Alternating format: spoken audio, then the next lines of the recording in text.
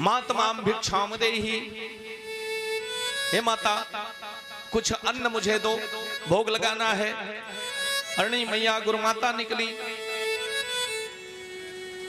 बोली आज तो स्वामी कुछ है नहीं घर में। दुर्वासा जी ने कहा कि इतना बड़ा आश्रम गुरुकुल और इसमें एक मुट्ठी अन्न नहीं है कि मुझे मिल सके।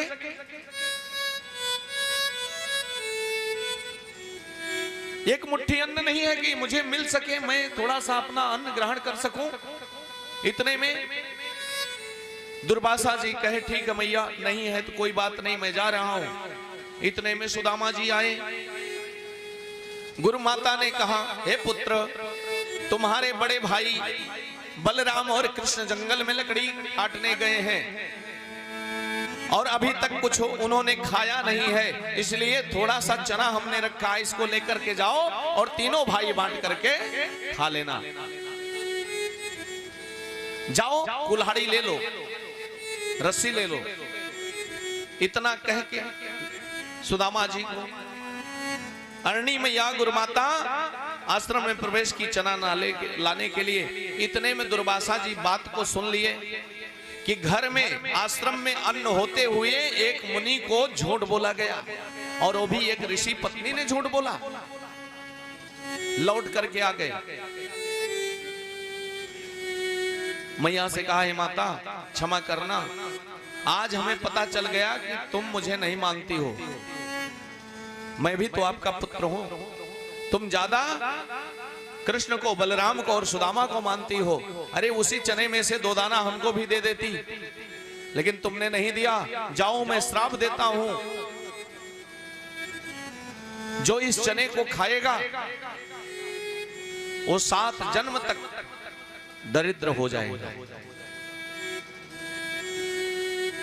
हाँ, और सुदामा जी सुन रहे थे श्राप, और उस श्राप में कि अगर इसको खाने से भी दरिद्र होना है, इसको जमीन पर बो देने से बंजर हो जाएगी, इसको कहीं नदी में डालने से नदी सूख जाएगी, किसी जानवर को खिला देने से वो जानवर बाज हो जाएगा। यह श्राप जो है उस चने में लगा। सुदामा जी आए, मां के हाथों से चना लिया।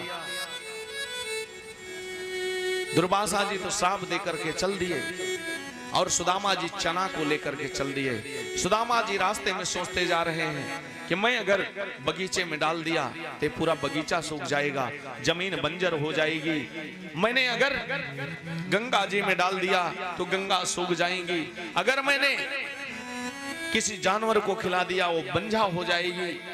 और अगर मैं नारायण को खिला दिया तो नारायण, अगर वो 7 जन्मान दरिद्र तो भवा, अगर 7 जन्मों के लिए नारायण ही अगर दरिद्र हो जाएगा तो पूरा संसार ही दरिद्र हो जाएगा। यह विचार करते करते सुदामा जंगल में पहुंच गए, और जिस पर कृष्ण और बलराम थे उसी पर सुदामा जी भी चढ़ गए। थोड़ा रिमझिम करके बरसात होने लगी है, वायु चलने लगी। कृष्ण सबसे ऊपर, बीच में बलराम, नीचे सुदामा जी। और इन्होंने संकल्प लिया, ना नारायण को मैं दरिद्र करूंगा, ना पृथ्वी को बंझा करूंगा, ना किसी जानवर को मैं बांझ करूंगा, ना गंगा को मैं सूखने दूंगा, ना धरती में बंजर होने दूंगा। मैं अगर दरिद्र होता हूं तो मैं 7 जन्मों के लिए दरिद्र बनने के तैयार हूं, लेकिन इस संसार को दरिद्र नहीं बनने दूंगा। इसलिए वह चना सुदामा जी अकेले खा गए और भगवान से झूठ बोल दिया।